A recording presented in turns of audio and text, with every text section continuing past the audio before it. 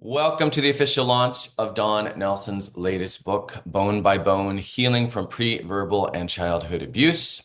My name is Matthew Felix. I'm an author, life coach, speaker, and most important to today, I am an interviewer. And I also played a couple roles helping to get this book out into the world. Had the honor of doing that. I want to thank you all for being here today. And I just want to give you a quick rundown of the format of how things are going to go. So Dawn's going to read a few excerpts, and she's also going to lead us in a very brief exercise. I'm going to interview 4 people about their impressions of the book. I will then be interviewing Dawn, and we will have time at the end for some Q&A. So as we're going through this hour, and if any thoughts or questions occur to you, I hope you'll jot them down or at least make a mental note, and we'll have some time, like I said, at the end to get to those, hopefully. Most, if not all of you, know Dawn, but I'd still like to formally introduce her. Dawn is the author of 5 books and multiple co-producer of several award-winning videos, completing a 2-year graduate school certification course in Awakening to Life and Death in 1989 to 90, inspired her to create the Compassionate Touch for Those in Later Life Stages program, which led to worldwide recognition as a speaker, an author, and a touch educator. Dawn also has extensive experience in leading residential meditation retreats, as well as helping others, as well as training others to lead them. With the exception of an 8-month sojourn in Switzerland, Dawn and her husband, Barry, have resided in the California Bay Area for close to 50 years.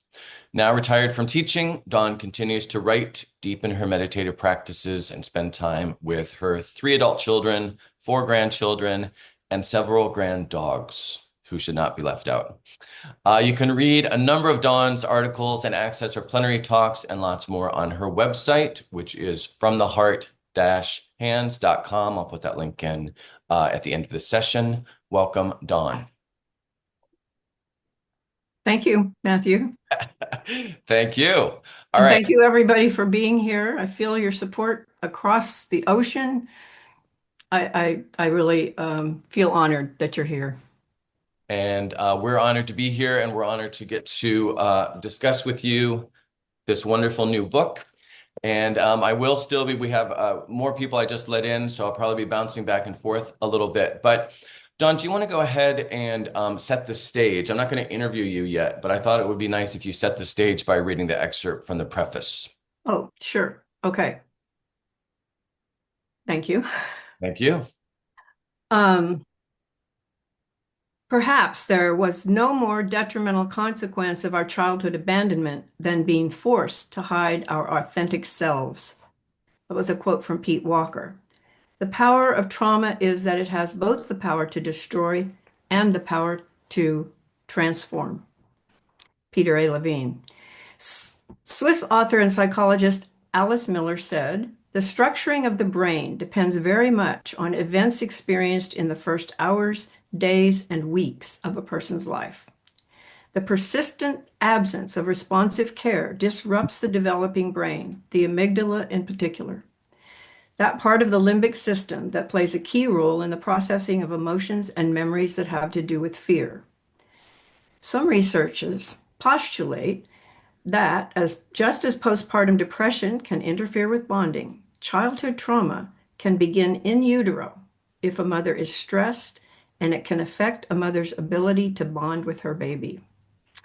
The various types of maltreatment that I and countless others have experienced have now been researched, named, and delineated by psychologists and experts in their fields.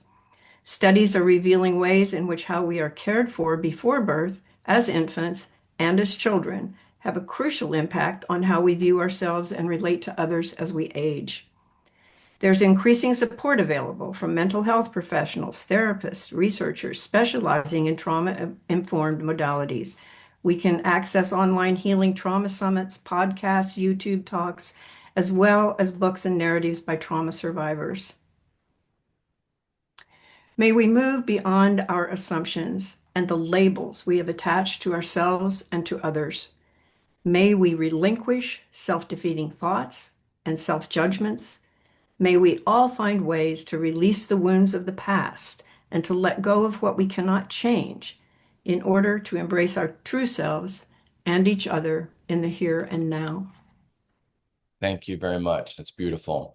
And I do, before we move on, I want to ask you one quick question about that quote from Peter Levine that you read, because I think it really underscores sort of the main themes in this book. The paradox of trauma is that it has both the power to destroy and the power to transform.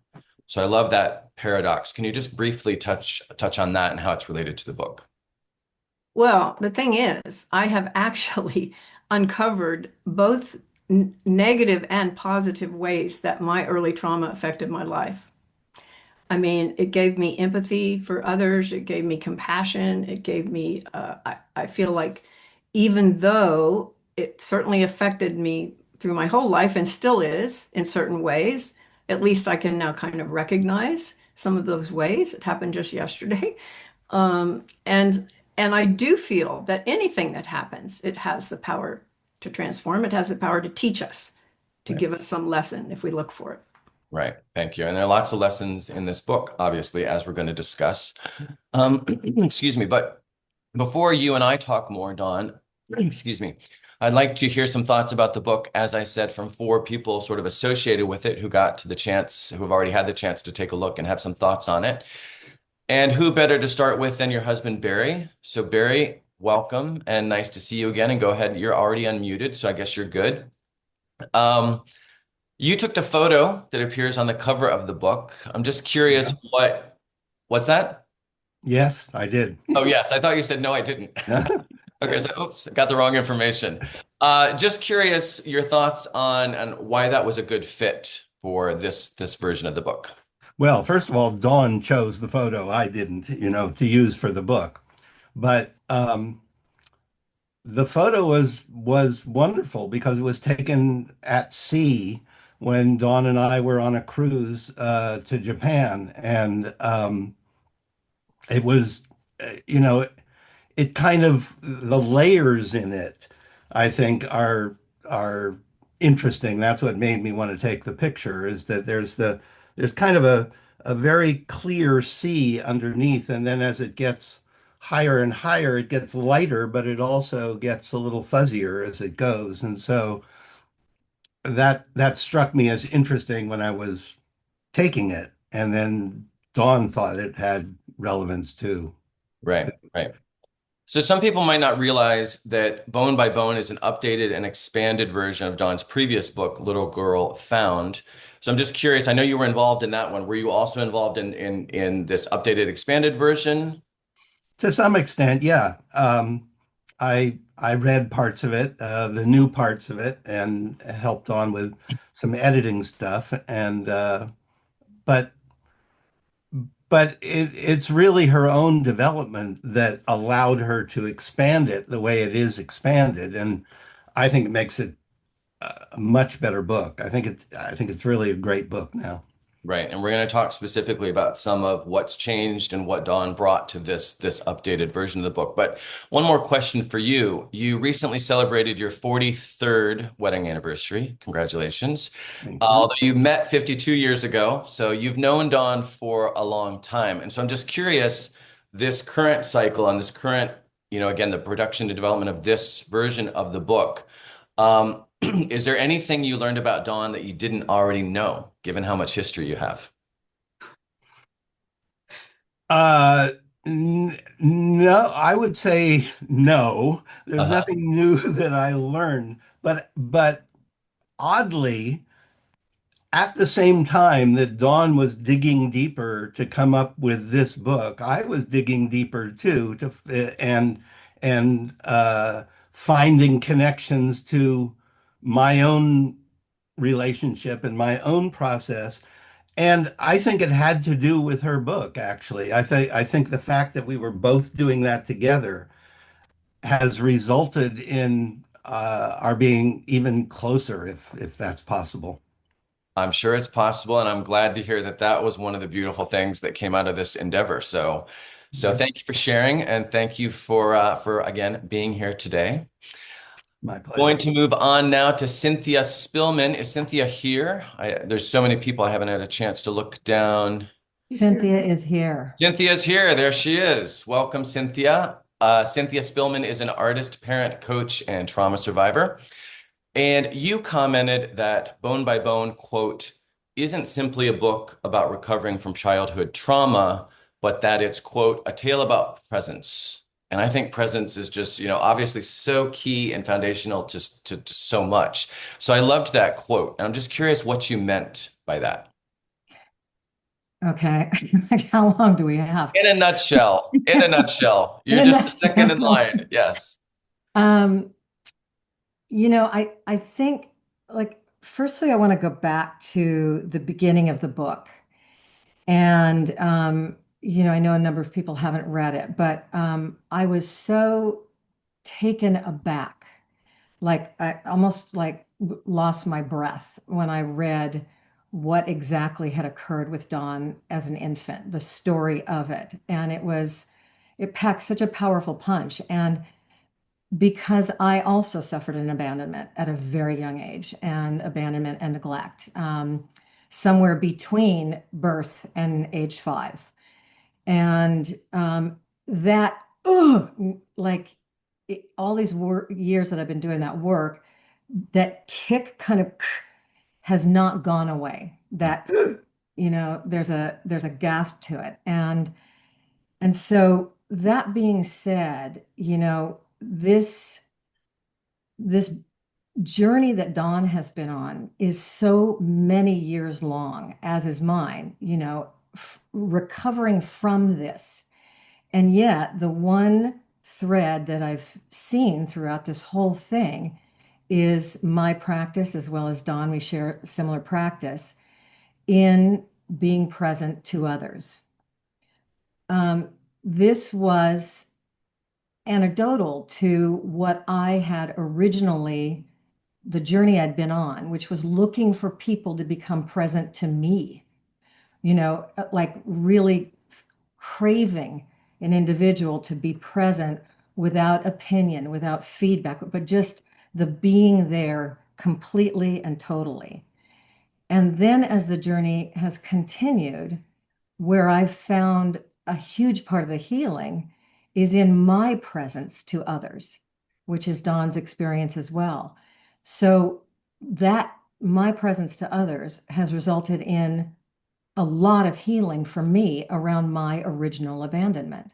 So, when Dawn was talking about the ability to transform, it was me looking outside for presence for years.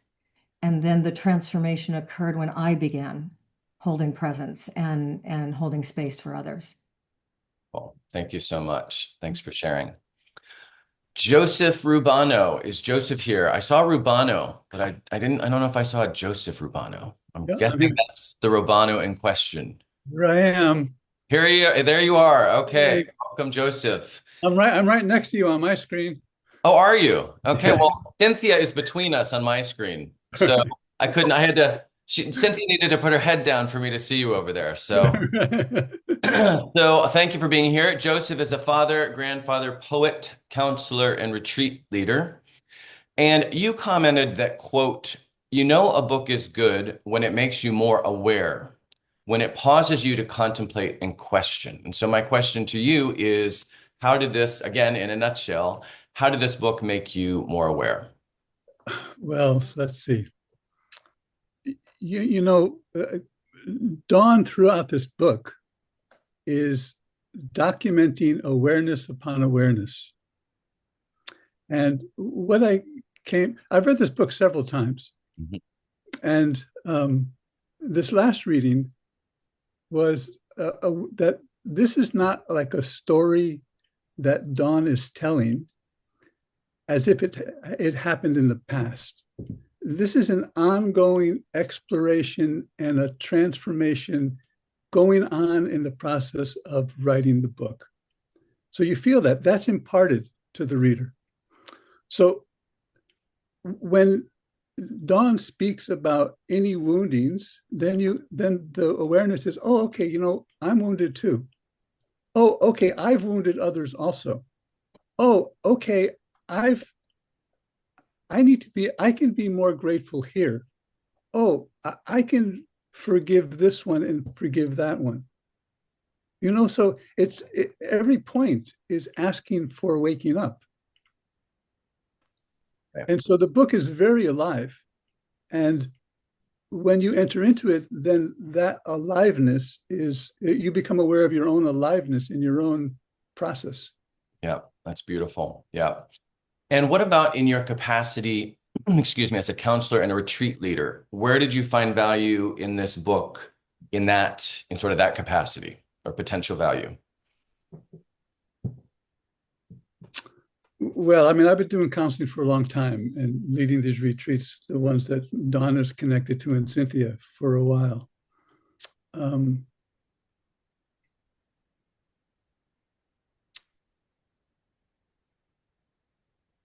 It just opens your eyes that when you sit with someone, there's so much going on in them that you are not aware of.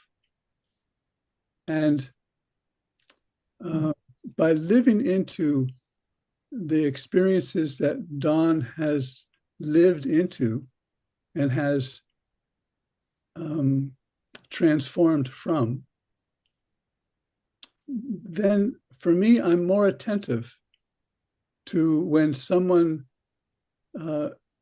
speaks of being triggered by this or that, to be more attentive there. And there's one gift, I mean, that Dawn gave over and over again, is that she wasn't just concerned about her own trigger and her own pain. She kept asking, what is the reality of that person who was in my life?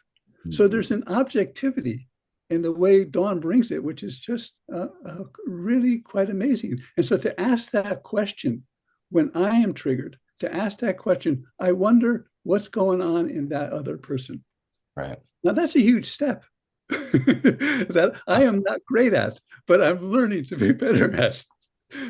Thank you, Dawn, for helping to remind us about that. And thank you, Joseph, for your thoughts. You're welcome. Thank you. Katrin Podakari, am I saying Katrin correctly? Is Katrin here? Perfect. Katrin All is right. good. Yes. I got it. Okay, great. Nice to meet you. Thanks for Nice to being meet here. you too. Katrin is a licensed clinical social worker. And you said that you couldn't put the book down. And so I'm curious, again, briefly, because I'm sure there are many reasons not to be able to put the book down, but just sort of at a high level, what was it about the book that you found so compelling? I love what Joseph just said, that the book is alive. Mm-hmm. Like, and it's written with it's just a very beautiful narrative, the way it's told, in beautiful words. But what was most intriguing to me, I think, was the level of honesty and authenticity, and being just enthralled by what I was reading. And so when I started, it was a Saturday, I had a lot of time. I decided now is the day that I'm going to look into Dawn's book. And then it was in the afternoon. And I was still reading with fascination. Well, that's a good sign again when you can't put it down. But was there anything in particular, anything that it sort of showed you about your own experiences? Well, in the afternoon, I suddenly realized that I was feeling very sick. Like my stomach was churning, and then I wasn't sure where that was coming from, and I decided to put the book down and go about my afternoon. And the next morning, I was talking to my husband, and we did at the time a kind of he was sharing, I was sharing process. And that's when I dipped into a place that I was not aware of my own childhood neglect, in a way that kind of unveiled the the family myths about how wonderful my babysitter was, or the nanny that took care of me in the first year. Um, and and I suddenly dropped into a place where I felt me being tiny, being rejected by my mother, who was grieving the death of her previous baby, and then had handed me over to a sexually abused nanny.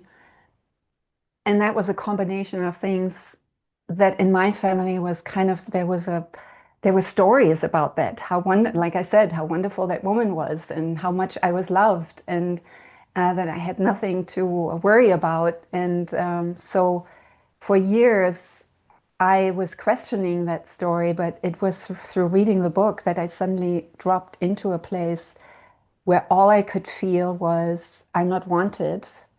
And at the same time, I kept saying to my husband, who was on the phone with me, um, please stay with me right now. You cannot hang up. You need to leave. I don't know how many times I said that. And I got through it. But it was shocking. It was shocking. And the book took me there.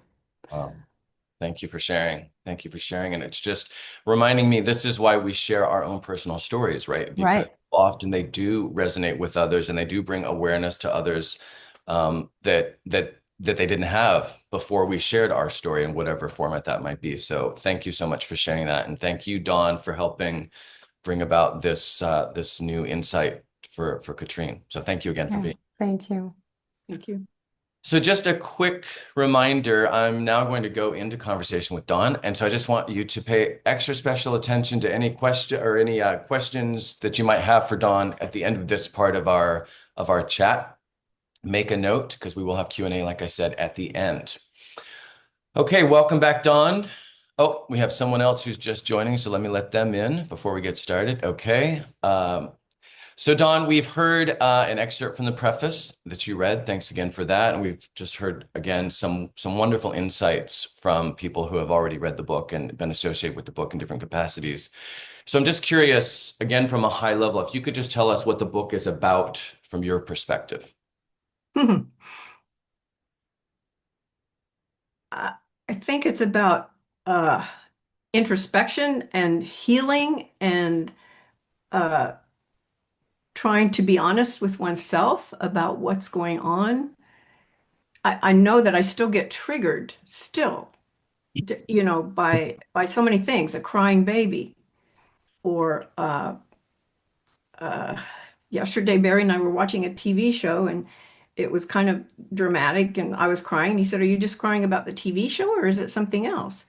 And all of a sudden, I realized it was about something else. It was about me being abandoned when I was 13 months old. I think I think the book is about healing and mainly that it's never too late because you were never not you. You were never not worthy of being loved ever. And yet, if you don't feel that, then it's never too late though to heal, to come back to yourself. Right, which is a beautiful, beautiful underlying fundamental message here. And the book, again, just sort of from a sort of pragmatic standpoint, it's broken up into three parts. So can you just tell us how those three parts take the readers on your journey? Uh, don't Do have the we book in front of me. do we need help here? Because I have the book right here. So section 1, seminal trauma. Well, right. Yeah. Like this is more about, what actually happened and what actually occurred as a result of that. And then, well, I know the last part is Portals to Awakening, right? Is All that the right, well, last let me help section? you with part 2. Part 2 is life-shaping psychological effects. Oh, right. Yes. Well, that's about the things that I've become aware of as an adult, things that I realize now were a result of those early abandonments and neglect, and I'm still becoming aware of them, like I just mentioned yesterday. Something else came up, but yeah. So, and in this book, I have tried to include more of those, and that I've become aware of because it's not reclaimed. You're always reclaiming. It's going to go on for my lifetime, maybe several, Right. Right. reclaiming myself. So And then the third part, as you just said, is pathways to healing. portals, Well, pathways. it's both actually. The section is pathways, and then the first Ah, chapter of the section is portals. So we're thank both you. right. Yeah, so tell Thank us you. about that third section. Well, yes. I mean, two things basically. My experience with the elderly, the ill, and the dying, and touch, the program that I created, and also taking meditation retreats. A lot of us here, we've been on these retreats together, usually called enlightenment intensives, sometimes called other things. And the experiences on those, which has brought me back to who and what I am, actually, has been a huge part of my life and a huge thing in helping me. Right. And I think there's also well, there's three appendices. One's about forgiveness, one's about gratitude, one's another one about my grandmother. So, but there's a lot of expansion in that last part of the book, actually. So let's talk about that. So before we talk about how the book's been expanded, I'm curious, let's take a step back, and if you could just share some thoughts on, because as I said, Bone by Bone was the original, and this is now expanded and Little Girl Found was the original. sorry, Little Girl Found was the original, Bone by Bone's the current one. But why the update and expansion? What was it after you published the first version and set in the time that's elapsed that you realized I wanna revisit this and I want to deepen it and expand it? Are you asking me about why I changed the title or why I? No, the book in general, why you decided to revisit and expand and deepen the book itself. Well, because a lot more things were coming up for me. Hmm. And I feel I'd learned a few more things. And I just, well, a writer is always writing. I don't know if I can ever stop writing, but Please just, don't. Please don't. but I felt that there were so many more, I was having so many more realizations about how that original trauma affected my life. And I was having more, well, there were things I didn't say before that I wanted to say.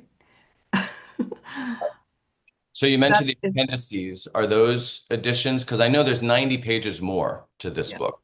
So any other specific things you want to touch on that are in this version that weren't in the previous one? It's mainly, besides a lot of errors that got corrected, it's mainly just expanding on certain thoughts, expanding on certain experiences, and writing more about those in the different, and especially in the last, I think, Pathways to Awakening. Yeah, Okay. Okay. especially in there, but all through the book. I mean, there's a few chapters that are exactly the same Yeah. as, Yeah. as in the other one. Yeah.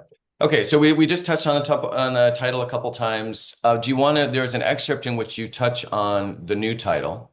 Do you want to go ahead and read that excerpt and give some people some insight into the name? I will. It's in the first chapter, and given our time thing here, I'm going to just read the Emily Dickinson poem that first inspired me. There is a pain so utter it swallows substance up, then covers the abyss with trance, so memory can step around, across, upon it. As one within a swoon goes safely where an open eye would drop him, bone by bone. And I think the title got further settled. Joseph had a line from one of his early poems that really settled, made me want to really call it this. There is a light in the bones, a sacred hollow, vast and light, where we are always standing. Beautiful. So you'll have to read the book to get my commentary on. You got to read the book. We're not giving it all out here. I mean, we can't have too many spoilers today, right? So that's the title, and I'm also curious about, you also changed the subtitle, and I think there's an important distinction you made. So the previous subtitle was How I Reclaimed Myself After Early Childhood Trauma, and the updated subtitle is Healing from Preverbal and Childhood Abuse. So I'm curious about that addition of pre-verbal, and for people who don't know, if you could just tell us what that means. Well, preverbal means in utero or the first year of life, before I was talking. Yeah. Um, Yeah. And yeah. so do you want to speak a little bit? I know you mentioned this, I think it was in the preface that you read, but to me, that's a really interesting dimension that I think probably a lot of people overlook, right? Is that abuse and neglect can have an effect even at that very, very early stage of our development. So you just want to touch on that briefly? Well, I don't think that was really hadn't been researched as much before, hadn't been known. Even 5 years ago, there's been way more research on that since then. Wow. And how we, I mean, this whole thing about it happening in the developing brain and happening in utero that affects us is huge, I think. And researchers, there's so much more research now, and people coming up with and giving names to these trauma-informed modalities, specific names like uh, yeah, There can't are think. names out there. We don't have to remember the exact name. There's a whole bunch now that have been named, like that's in the preface. Yeah. Some of those, most of those. Yeah. But yeah, I mean, I think that it keeps going and things keep coming up. Right. And they probably still will. I'm not going to write a third book, but they probably still will keep coming up. Never say never. Never say never. There might be another one in you. Okay, because like you said, writers can't stop writing. But let's actually speak about writing. That's a great accidental segue because I want to talk about 4 ways, and you've already touched on a couple, but we're going to go a little bit deeper. 4 ways in which you approach healing in this book. And the first one, of course, is writing. You say in the preface, quote, embracing and reframing memories from both physical and emotional abandonments I experienced in my childhood helped me release the residual trauma in my body, brain, and psyche. And I guess we've probably already talked about this a little bit, but I'm just curious, the act of going back and doing the writing, do you have any additional thoughts on how that helped facilitate the additional healing that you've had since the first book, how revisiting this and continuing with that process helped? It's always therapeutic writing. I mean, if you want it to be, I think almost any writing is therapeutic. If that's, if you let it be, and there's research to back that up. But I mean, no, it still is for me. It still is when certain things come up, and I remember certain things. And even though I did so many different kinds of therapy in my life, all kinds of somatic therapy and talk therapy, cognitive therapy, but writing just like somehow it brought it up for me. So I was able to get a lot of this stuff out of my body when I'd be writing about it. Suddenly I'd be spitting, I'd be howling, I'd be crying, it all happened as I was writing. And so I was able to let that come up and let that happen. And and that was because I was writing about it. I also then would, and more so in this book, I've had more sort of thoughts from right now about what was going on and why. Wait a minute. Why was that happening? And if this had happened, would it have changed everything? That Right. kind of thing has Right. come. So I've had more insights in terms of now. And Um, I think you have one such insight that's another excerpt that you would like to read. Do you want to go ahead and share that one now? sure. This came from when I was in 1958, 59, when I was living in a Christian high school and a Christian college campus in Arkansas. And a little of this was in the other book, but some of it's added. Several students ended up at the academy that year due to the desegregation crisis in Little Rock, although at the time I had very limited awareness regarding what was happening. I was truly oblivious to what was going on in the world. We had no access to newspapers or magazines or TV. I had no clue that desegregation efforts in the South were being met with impassioned resistance about the historical significance of the lost year or of the impact that the governor was having on the civil rights movement. At some point in that school year, all students were required to go to a building on campus to watch a movie.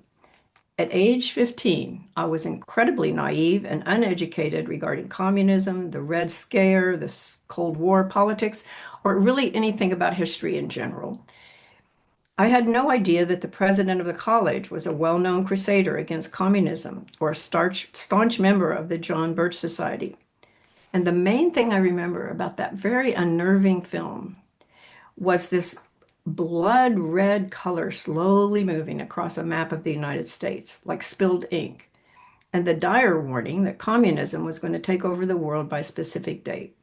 And somehow, having gotten the message that communism was going to make everybody very poor, I was imagining myself trying to find food for my children, who I assumed I would have by then. But only recently have I begun to reflect on the fact that during that time, I was living in a politically and religiously conservative and isolated community, or to comprehend how deeply the persistent dogma I'd been exposed to for the previous decade was embedded in my psyche. The new environment gave me a feeling of security and safety in ways, yet it was a form of fundamentalist religious ideology that limited my knowledge and understanding of the larger world around me, and I believe stunted my ability to think logically, critically, or independently. Thank you. Thank you for sharing. So can you speak a little bit to that kind of how that, when that was sort of a revelation or additional deepening of something you were already aware of, but now you're more aware of, how that sort of, again, came to play in this iteration or in the additional healing that you've had since the first version? Well, the most interesting thing about it is that my husband has always accused me of not being able to think logically. Not that all women do think logically, but I finally got, I thought, oh my gosh, she's right. I don't think logically. And I don't really think very, very critically or independently. That's what it really brought up for me. That's suddenly I became aware of that. And so And tracing that Gary back. was right about that one. Barry, you're right again. I mean, wow. He's just on a roll here of being right. But yeah, but it's wonderful that you were able to trace back the way you do or do not think, or just more insight into how you think back to that formative time in your life, especially if you hadn't made that connection before. And So, when I started reading up on this stuff, I thought, good grief, I had no clue. I was really isolated, is what right, I realized. And right. And it's hard if when our exposure is limited, how do we know what we don't know, right? So yeah, so thank you. Thanks for sharing that. Okay, so the second modality or sort of healing modality or way that we can achieve healing that you talk about that's been huge in your life and is also big in this book is touch, right? And you note that, quote, I recognize personal patterns and habits that can be traced to the lack of physical contact and neglect in my infancy. Later, both in your life and in your book, your experiences lead you to create a whole program, which I mentioned in your biography, right? Compassionate touch for those in later life stages. It seems to me as if oftentimes touch is overlooked in healing. So can you briefly share with us, and again, I know this could be another 6-hour talk, but at a very high level, its importance to your life and the book insofar as healing is concerned? well, I mean, I just had so many experiences in when I would be seeing people that were near death or just people in nursing homes that are just sitting there all day long, waiting for something. And to go over and just touch someone gently with unconditional touch, because people that are in those situations in hospice care or nursing home care, all the touch is conditional. And a lot of it is not even focused. It just, oh, hi, how are you doing today? You know, and here's an interesting thing that happened lately. We were in Costco and I saw this mother leave a very young child in a cart while she went into a larger room with a little bit older child. And I hear this toddler, maybe, he's just bent over, just crying and crying. And I know I shouldn't have done it. Probably it was none of my business, but I walked over and I just gently touched him on the back. And I said, she's coming back. And he just looked up at me, quit crying, just looked at me. And I thought, I mean, I think touch is overlooked a lot Right. in terms of how it can heal people, how it can, lots of ways. Yeah, yeah. And that's a great example and such a simple gesture that was so powerful, right? And instantaneous. So yeah, and lots more about that, of course, like I said, in the book.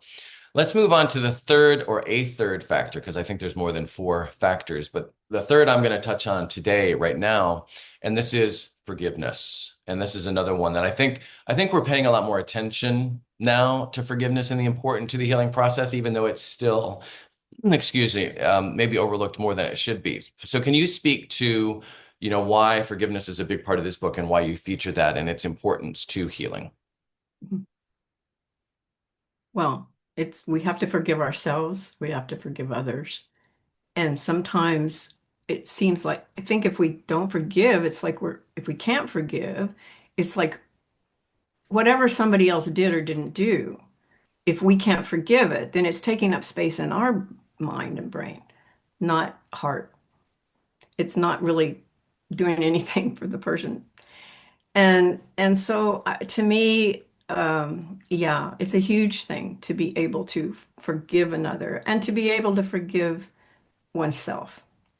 And sometimes it's hard. And one of the appendices is an adaptation of Stephen Levine's thing on forgiveness I was at a class with him many years ago, and he did this very powerful forgiveness meditation, and that I've always really liked. And if you can even just do it for a moment or two, just bring that person into your awareness, and just a moment or two imagining letting go of what you're holding on to about it, or even if 1 or 2 minutes, and then eventually maybe you can actually let it go, let the story go, because we can't change the past.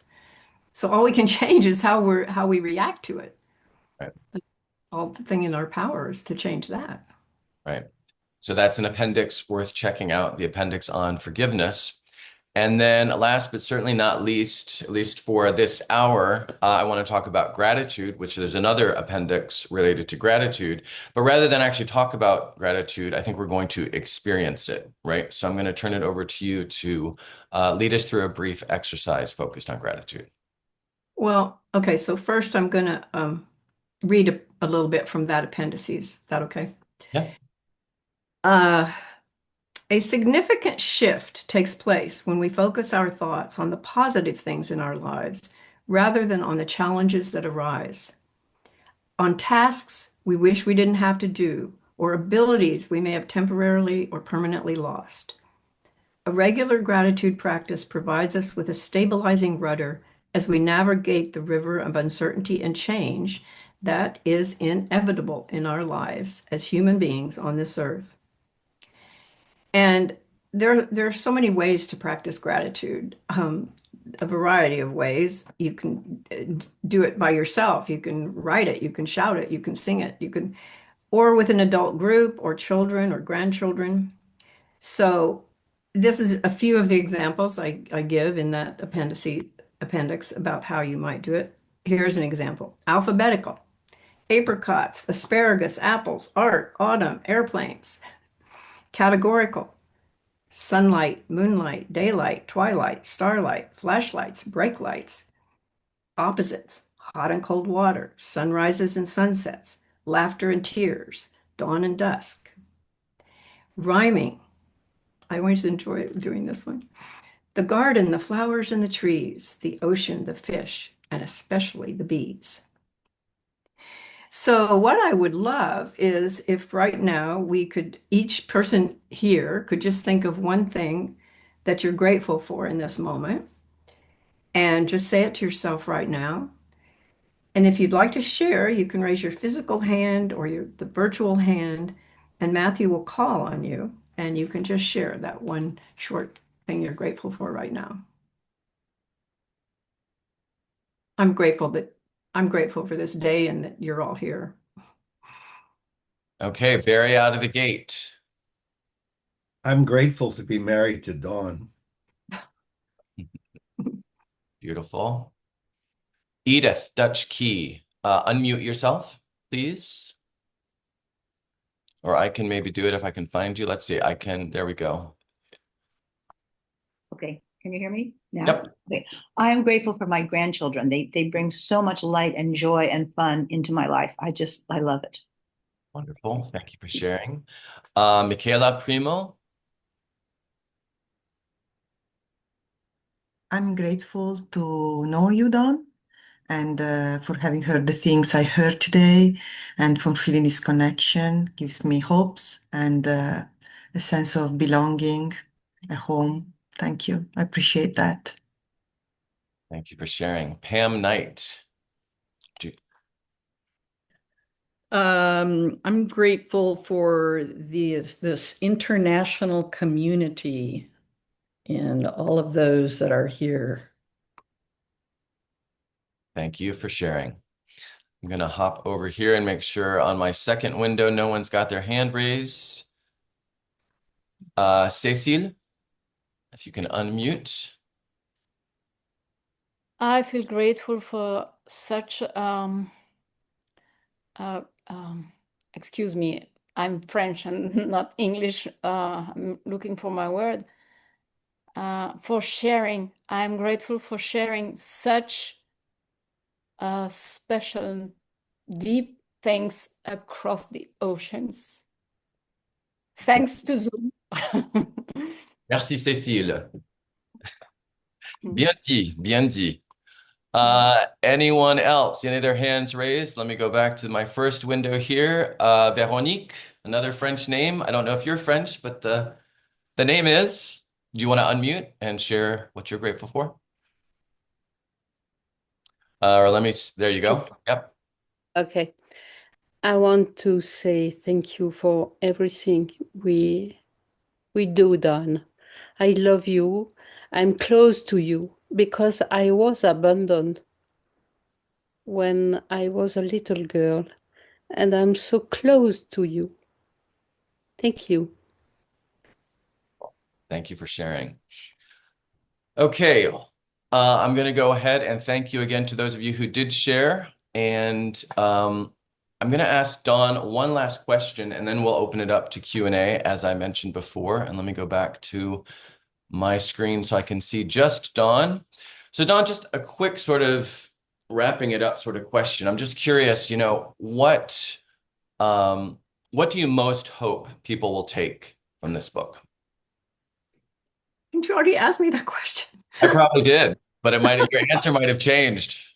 Yeah, well, that it's never too late to heal. Yep. Okay. That it's never too late to forgive.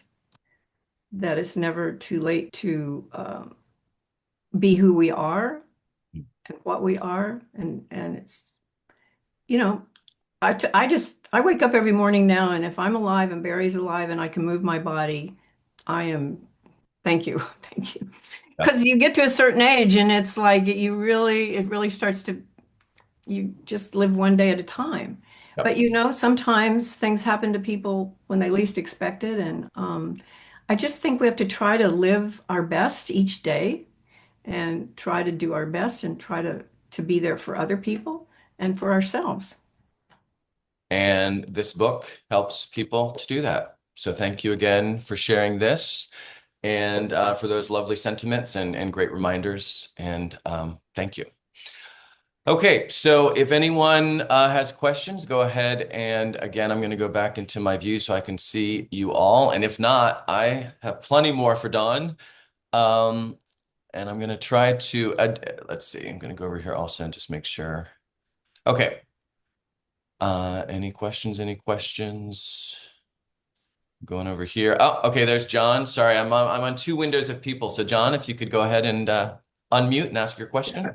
Don, one of the things I'm curious about, you mentioned the pre-verbal thing, and I think, just and I don't really, this is not something I really know about, in any kind of scientific way, but the very fact that some trauma or feeling is attached to an event that happened pre-verbally means that whatever words I have about it are probably a little bit off. And I wonder, and it may simply become attached to some story that actually has nothing to do with whatever caused the trauma or the feeling in the first place. And I wonder if you could talk about how to get at that. I've noticed for myself that that's an issue, and I've certainly it's easier sometimes to see it with other people, including one person I know pretty well who who's like, yeah, I have this, like startle and this, these like irrational fears that arise in a context where they don't make any sense, and I can't get at it because it all happened. Apparently, her mother had been threatened when she was in the womb. So Yeah. I wonder if you could talk about that. Well, I was very lucky actually because I had I was able to obtain papers from when I was rescued when I was 13 months old, and somebody called and there was a crying baby, and and finally the police came and got in the house and took me to the hospital, etc.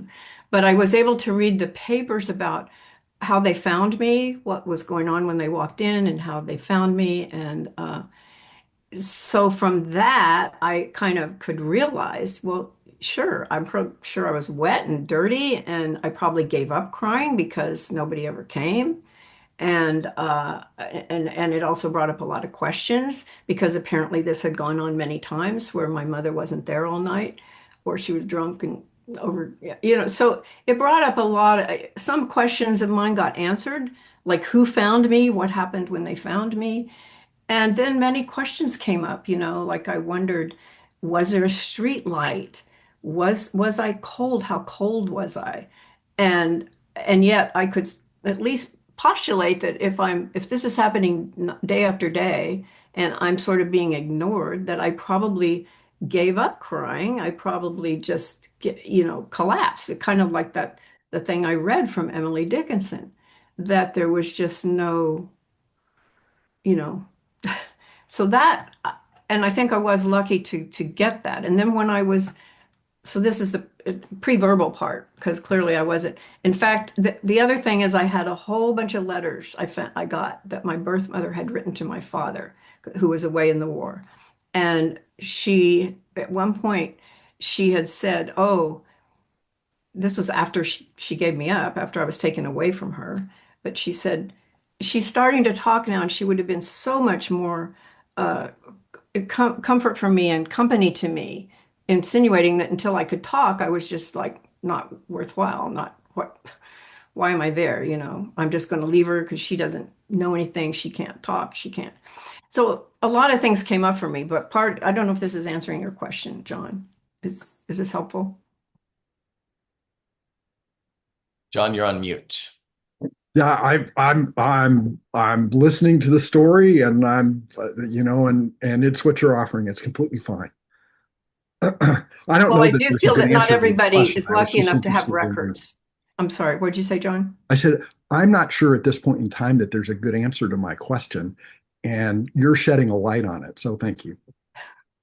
I think I was lucky to be able to get those records, and I do write about that in the book, and what people said, what was said in court when I was still pre-verbal, and I got handed over to my grandmother, but I still, and so I think, well, did I have any toys, or did I have anything with me? What was my feeling when my mother takes me and hands me to my grandmother? Did I feel anything? Did I cry? Was I, that kind of thing.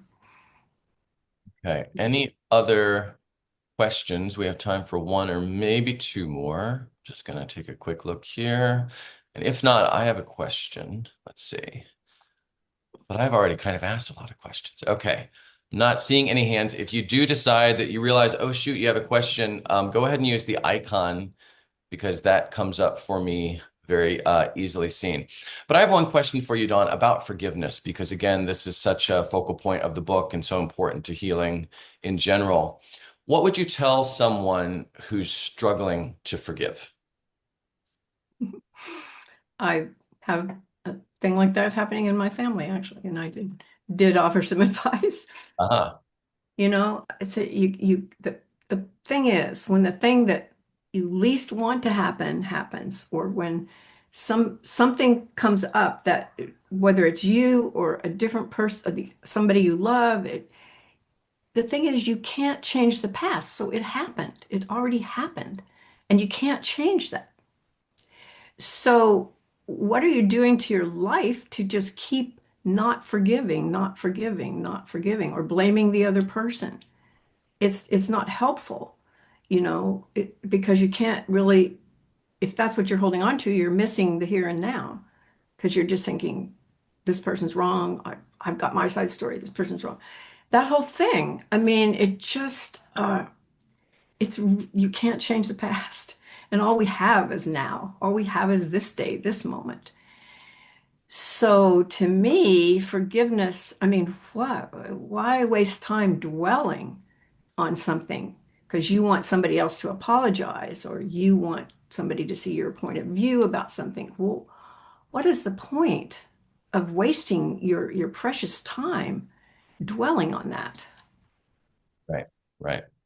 And I think you just touched on people often tend to overlook if I'm not forgiving, it is taking up my time and space and energy. And people tend to think of, well, that other person, but we're doing ourselves harm, right? By not actually doing that because it's taking up so much space and time. And we're still connected to that situation if we're not letting it go, right?